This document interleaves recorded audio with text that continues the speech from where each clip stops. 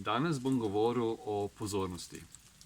Za marsikoga to ni zdaj nek nov pojem, saj se je začel tale koncept pozornost ali kočiječnič, kot ga poznamo, tudi razvijati po Evropi, po zahodnih državah in tudi v Sloveniji.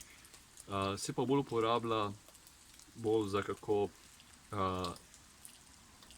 narediti življenje bolj jasno, kako izboljšati svoje življenje, kvalitete življenja, kako zmanjšati stres. In to ima zelo pozitivne učinke in se uporablja tudi v znanosti in psihoterapiji. Ampak je ta čuječnost ali pozornost, ki se je razvila na zahod, je drugačno od pozornosti, kot je učil Buda. Torej, Buda ni poskusil učiti, kako uporabljati pozornost za izboljšanje v svojem družinskem življenju ali v poslovnem svetu, ampak je predvsem zato, da človek spozna, dojame svoj da dojame to doživljanje, kako do tega pride. In tudi pomaga, kako uvideti resnico tako, kot je. Ne skozi svojo prizmo in skozi svoje stališča, ampak kako videti to naravo, ki strukturira to dojamenje. Ko sem zadnjič govoril v posnetku video, da ko sem dal primerjavo sence, mi se vedno ukvarjamo s to perspektivo, ki prihaja od sence. Seveda, če dam senco kot prispodobo za jaz sem, to sem jaz, to je moj bit in vse ostalo je zame. Ampak vidimo, da ta senca ne more obstajati zaradi 3 faktorjev, kot smo omenili. Torej, zaradi luči, zaradi nekega predmeta in za neke podlage. Torej, da ta senca na koncu ni ničesar kot struktura teh pogojev. Ampak ta senca, ki ne vidi tega, ta identiteta, ki ne vidi tega, misli, da senca je tista, ki je stabilna, neomajna stvar ali bit in vse ostale stvari so za to senco. Ko pa razvijamo pozornost na pravilni način, pravzaprav začnemo ne gledati iz te perspektive sence in videti samo tako ozko gledano in samo interpretirati svet pred seboj in poskusiti z neko logiko, z nekim intelektom ali čustveno ali mistično interpretirati naravo. Ampak mi poskušamo stopati korak nazaj, da mi uvidimo to strukturo. Ampak ne moramo mi ven izstopati iz te identitete senca. Kot da bo nekaj drugega postala identiteta, kot da bi senco premaknili nekam drugam, na drug predmet. Ampak ne gremo, ni važno, koliko se premikamo nazaj, vedno bo ta občutek identitete še zmeraj nekako v ozadju. Zato moramo znati pravilno raziskovati. To raziskovanje se začenja res s to metodo, ki jo je podal Buda, in to je plemenita 8-člena pot. Ne moramo mi govoriti o pozornosti, o pravilni pozornosti, če tudi ne govorimo o pravilnem pogledu. In tega je bilo že rečenega veliko, kar pomeni pravilni pogled. Torej, mi ne moramo biti samo pozorni, misliti, da bomo samo z neko pozornostjo ali z neko visoko koncentracijo spoznali damo. Zahteva se razumevanje. Na prvi korak, ki sem ga večkrat poudarjal, je, kako mi, kje so napačni pogledi, zakaj so to, kar mi vidimo, je napačno, kje se je zataknilo. In seveda se začne, kot plemenita 8-člena pot, se tudi začne tudi, kakšna ima namenskost da mi živimo krposno, da se mi ne reagiramo takoj, ko nam kaj zasrbi. Torej, da se mi zadržimo tele čutne užitke, da zadržimo svoje jezo, ker s čutnimi užitkami in jezami je vedno, da se mi prepletamo s svetom nekje ampak nikoli ne bomo mi uvideli in razumeli ta zorni kot, iz katerega to prihaja. Mi vedno mislimo, da je problem nekje tam zunaj, da treba rešiti spreminjati, ne? Torej, ali spreminjamo z korakom naprej, da gremo proti čutnosti, ali s korakom nazaj, ko se poskušamo nečesa izogniti. Ne? To je vedno, mi delujemo na tak način, ampak nikoli se ne vprašamo, iz kje prihajamo, iz kakšnega konteksta prihajamo. Nikoli ne dvomimo ta zorni kot. Vedno vzamemo to kot zagotovilo in vse ostalo je tam nekaj problem. Vedno vzamemo tole sebe kot neminljivo, kot stabilno, kot prijetno, in vse ostalo tam je nekaj narobe.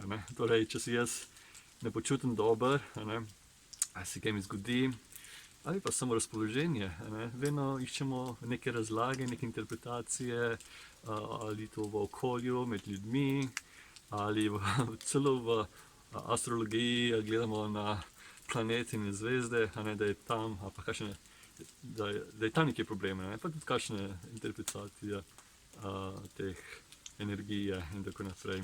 Torej, ne moramo pa, ampak s tem vedno gledamo za nekaj zagotovilom, da ta zorni kot je pravilen, da ni za dvomiti.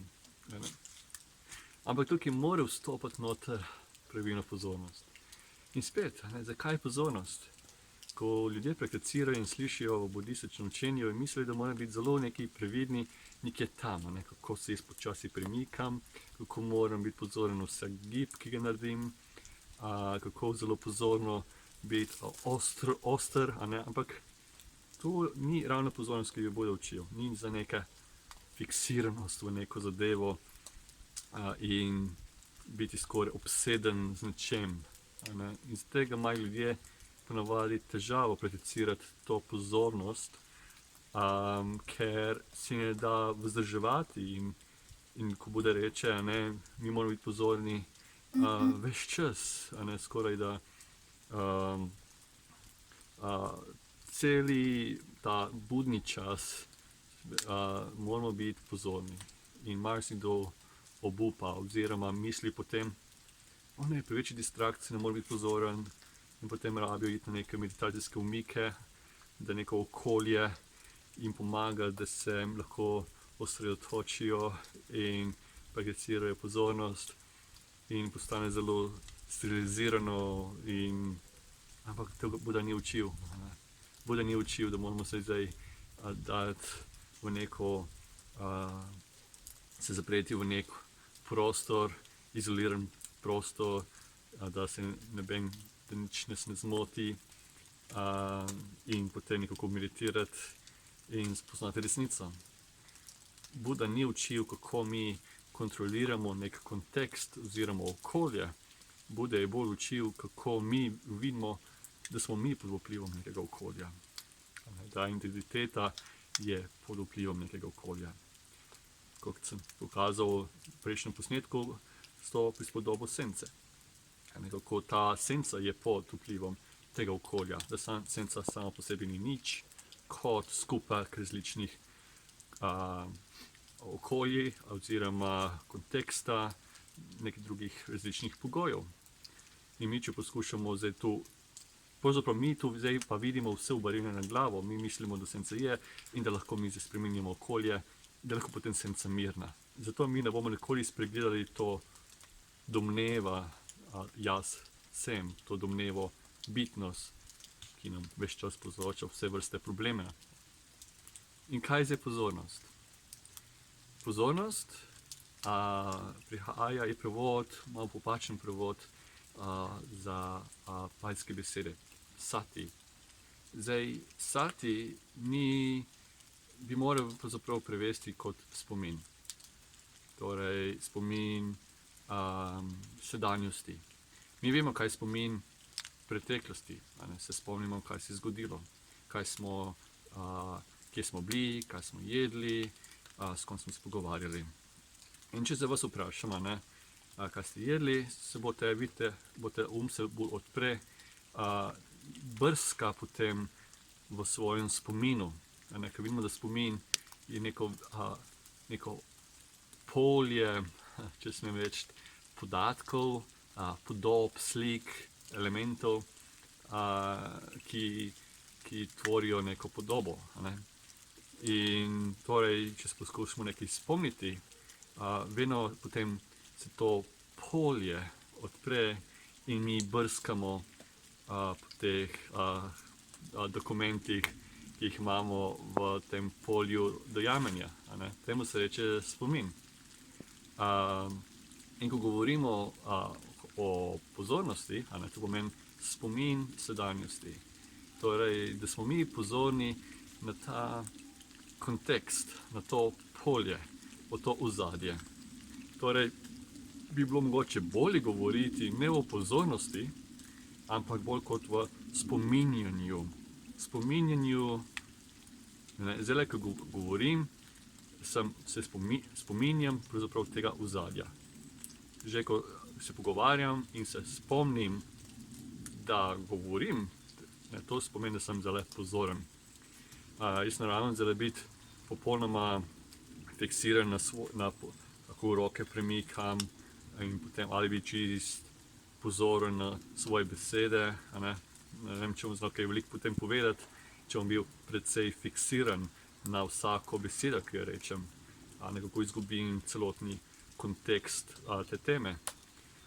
Zdaj pa moramo mi se naučiti, kako biti pozoren, da med tem, ko mi kaj počenjamo, ko mi govorimo, imamo skozi nek kontekst za sabo. Zaradi tega se začenja že praksa s tem, da smo mi pozorni, že ko prakticiramo vrlino, krepost.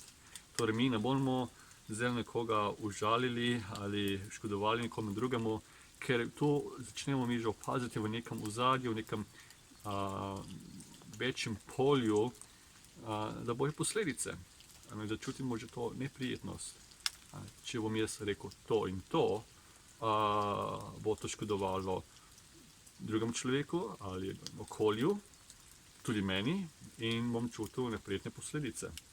Torej, pozornost se že prakticira s tem, ko se prakticira vrlino, ko se pazimo, kaj govorimo, kako delujemo s svojim telesom, pa tudi kako mislimo. Ali mislimo z nekim poželenjem, ali mi mislimo z neko jezo ali sovraštvom, kar je tudi drugi faktor plemenite osmišljene poti, pravilna misel ali pravilna naravnanost uma. In vidite, da je tukaj se že razvija pozornost. Ampak da potem še malo bolj izboljšamo, še bolj zaostrimo pozornost, pomeni, da vsako dejanje, ne glede, ali je to narejeno s poželenjem, brez poželenja, z jezo, brez jeze, da se vidimo sebe v neki večji situaciji. Buda je učil suto, ki je marsikdo tudi pozna že, ki se reče Satipatthana Sutta, tudi v Madžjima Nikaji, zbirki srednjih govorov. Tam je Buda govoril, da imamo mi lahko štiri osnovane pozornosti. To pomeni na telo, na svoje občutke, na svoj in na fenomene. Torej, če govorimo zdaj o telesu, torej, ne moramo mi reči, ponavadi, ko slišimo pozornost na telo, ljudje mislijo, zdaj moram pa jaz vedno gledati svoje telo in čutiti svoje telo in biti zelo pozoren na vsak korak, ki ga naredim. Ampak to ni, kar je Buda poskusil učiti. Če se spomnimo, pozornost pomeni spomin. In spomin je da se mi spomnimo telesa v kakršnikoli situaciji. Torej, bi bilo bolj pravilno za prevesti kot spominjanje telesa, kot pa pozornost na telo. Torej, zdaj, ki jaz govorim, ki jaz zdaj doživljam, ko gledamo kamero, kam mora biti prisotno v ozadju, da to mi omogoča. Kam mora biti glavni temelj, glavni kontekst, glavni vir, da jaz lahko nekaj doživljam. Je telo. Torej, kljub temu, da jaz ne dam za telo kot objekt pozornosti, ne sem zafiksiran na telo, jaz zelo moram seveda razmišljati, kaj bom zdaj govoril. Torej, ne morem imeti za telo kot nek objekt, v katerega sem osredotočen, ampak telo je še zmeraj dojeto bolj kot v ozadju, kot v kontekstu. In zdaj, ko sem pozoren na telo, se tudi že čutimo, kako nekako vstopamo nazaj. Tudi, naprimer, ko se spominjamo telesa, lahko še zmeraj smo osredotočeni na neko temo ali na pogovor ali kakršnikoli situaciji smo, in hkrati tudi doživljamo, dojamemo telo. Torej, je več vrst, kako smo lahko pozorni na telo. Lahko smo samo telo, ni treba biti kaj komplicirati iz tega. Lahko smo pozorni na dihanje, da na tem karkoli delamo, govorimo, smo tudi hkrati vidimo, da v ozadju je dihanje, da dihanje je potrebno. Zakaj je bistvo tega? Bistvo tega je zato, da identifikacija prihaja iz tega ozadja, iz tega konteksta. Kaj vedno jasno nekje je tam ozadje, ne? Tako da bi, koliko se poskušal nazaj premakniti in videti svoj jaz, seveda se tale jaz še nekaj potem identificira z nekaj, kar je bolj nad tem jazom, ne? Torej, ne, lahko rečem, jaz sem zavest, ampak lahko nismo mi zavestni te zavesti na neko zadevo. In se potem lahko to gre do konca. Zdaj pa mi tega konteksta ne razumemo, zato treba raziskovati ta kontekst. Torej, smo pozorni na telo kot ozadje in vidimo, da ima svojo naravo. Torej, mi se ta stvar, ta moč, ta trmasta moč, jaz sem in stvari so zame, se začne zmanjšati, bolj ko smo pozorni na svoje telo. Oziroma bolj ko se spominjamo tega telesa. Ker vidimo, da ta ozadje je krhko, da pravzaprav nimamo kontrole nad svojim telesom. Se stara, ne moramo mi ustaviti staranje, je podvrženo bolezni, ne moramo mi zdaj ustaviti bolezen. Tudi na primer, nimamo niti kontrole nad temi čuti. Jaz ne morem nehati gledati, nimam te moči. Lahko zamižim, ampak še zmeraj mi potem gledamo znotraj te veke, tako da potem tudi ne moremo kar nehati slišati, ne moremo kar nehati okušati, če nam je nekaj dano. Torej, nimamo ravno kontrole nad tem kontekstom. In bolj ko vidimo, da nimamo kontrole nad tem kontekstom, potem tudi ta identifikacija tega konteksta, tega ozadja, ali kakoli hočemo to imenovati, se potem tudi zmanjša. Potem se vsa ta sila tudi zmanjša. Tale sila do jaz sem, stvari so zame.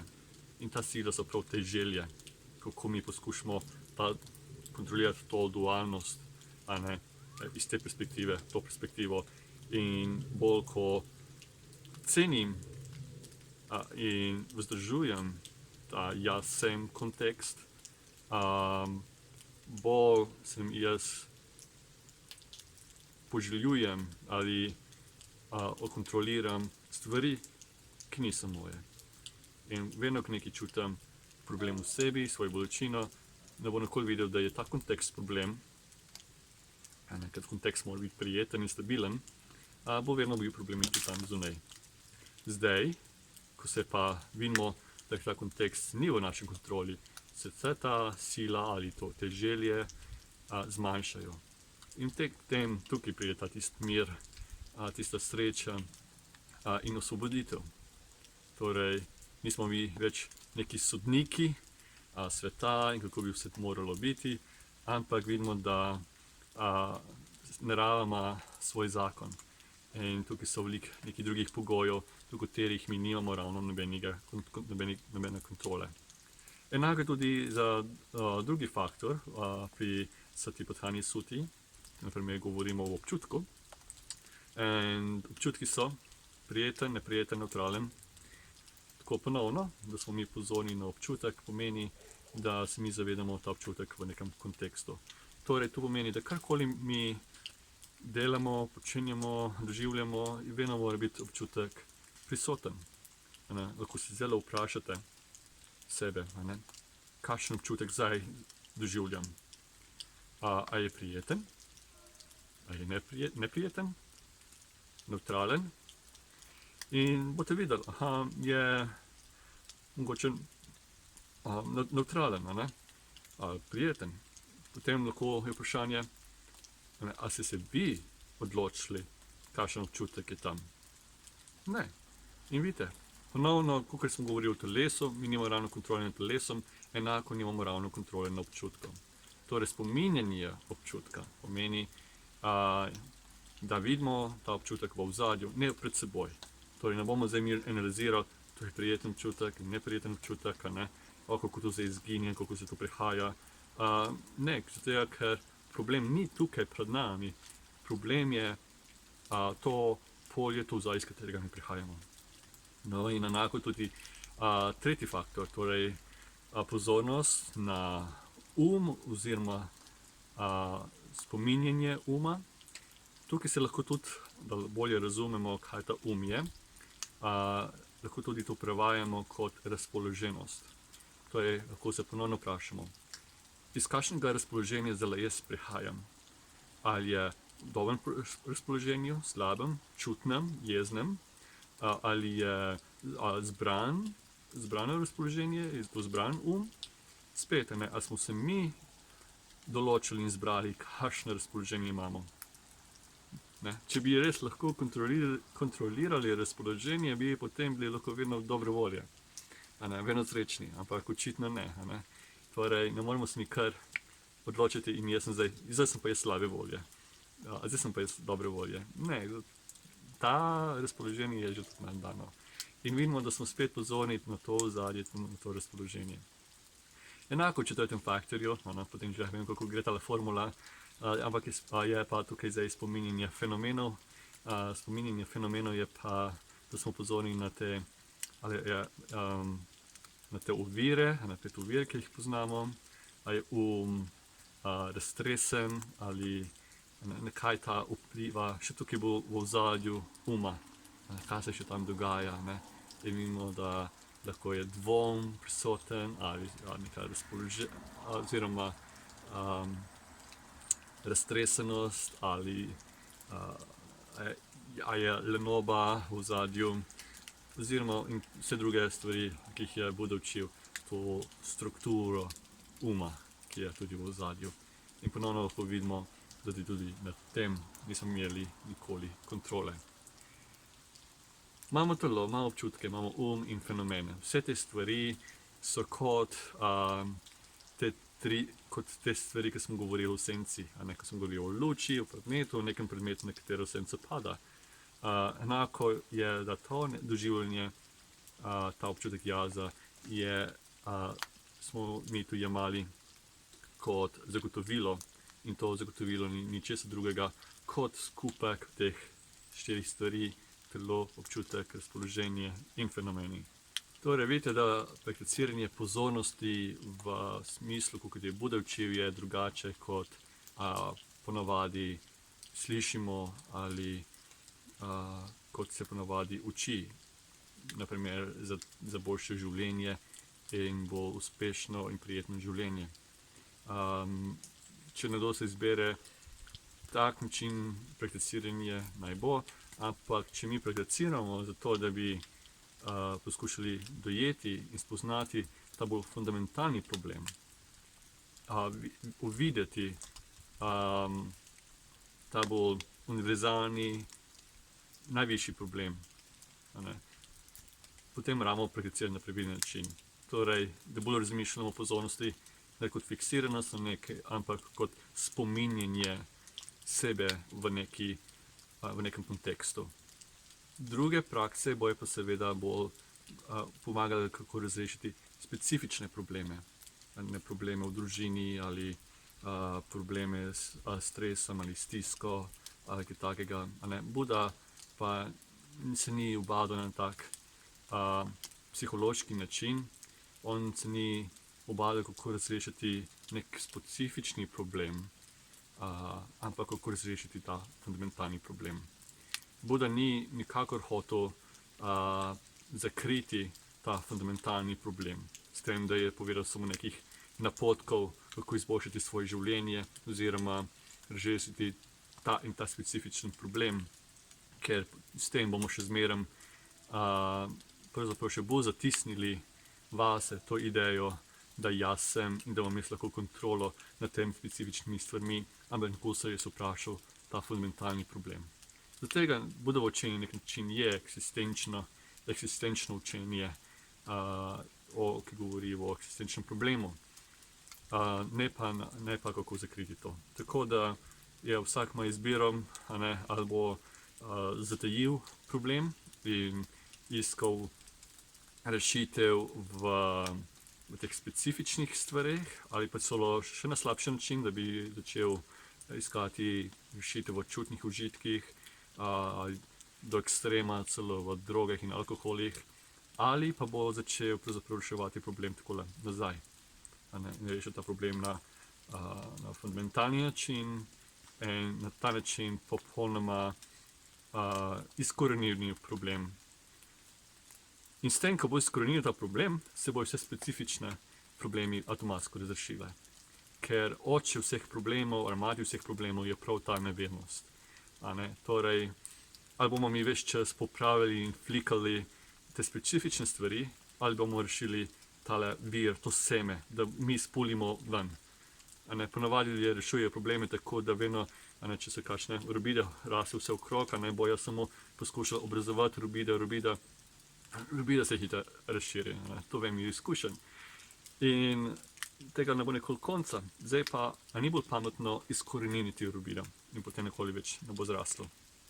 Torej, Buda se ukvarja z izkorenitev problema celotno. In to ni neka ideja, ki bi lahko rekel, da je neka previsoka ideja, da bi lahko dosegli. To lahko se še zmeraj doseže, le treba imeti zaupanje in res žrtvovati veliko stvari, žrtvovati te specifične užitke in raztresenost uma in lenoba in preveč iskati distrakcije in analiziranje na nek intelektualni način. Veliko stvari treba zadrževati, da se lahko potem začnemo soočati z tem bolj fundamentalnim problemom. Torej, izbira je res do vsakega posameznika, vsak posameznik se bo odločil zase, kaj je najbolj primerno, oziroma kaj hoče in koliko si zaupa vase.